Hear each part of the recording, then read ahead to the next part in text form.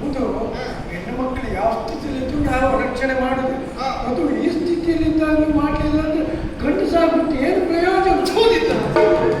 ಈಗ ಹುಟ್ಟುಡುಗೆ ಅಂತ ಹೇಳಿದ್ರೆ ಏನು ಅರ್ಥ ಆಯ್ತಾ ನಿನಗೆ? ತಾನು ನಗ್ನಳಾಗಿದ್ದೇನೆ ಎನ್ನುವ ಹಾಗೆ. ಹುಟ್ಟುವಾಗ ಯಾರಾದ್ರೂ ಬಟ್ಟೆ ಧರಿಸಿಕೊಂಡು ಹುಟ್ಟುತ್ತಾರೆ ಹೇಳು? ಆರ್ತಳಾಗಿ ಹೋಗ್ಬಿಡ್ತಾ ಇದ್ದಾಳೆ. ಅವಳ ಮಾನ ಪ್ರಾಣದ ರಕ್ಷಣೆ ನಮ್ಮ ಕೈಯಲ್ಲಿದೆ. ಅವಳಿಗೊಂದು ಬಟ್ಟೆಯ ವ್ಯವಸ್ಥೆ ಮಾಡಬೇಕಾ ಬೇಡ?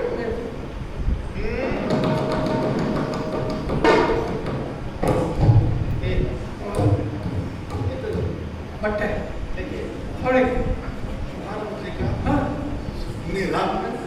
ಇದು ಅವಳ ಮಾನ ಮುಚ್ಚುವುದು ಬಿಡು.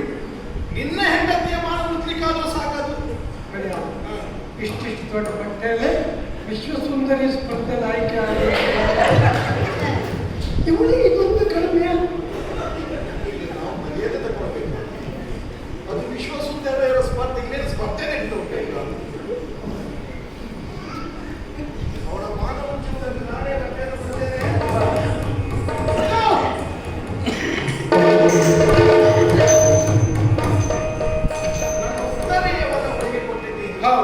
ಇನ್ನೇನು ಮೇಲೆ ಬರ್ತಾನೆ.